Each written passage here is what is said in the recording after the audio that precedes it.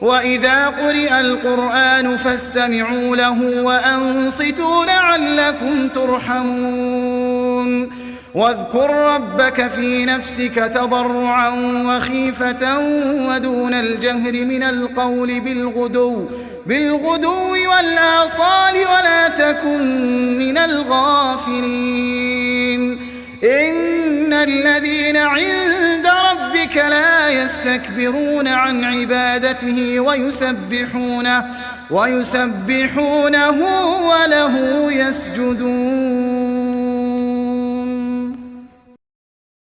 بسم الله الرحمن الرحيم. يسألونك عن الأنفال قل الأنفال لله والرسول فاتقوا الله وأصلحوا ذات بينكم وأطيعوا الله ورسوله إن كنتم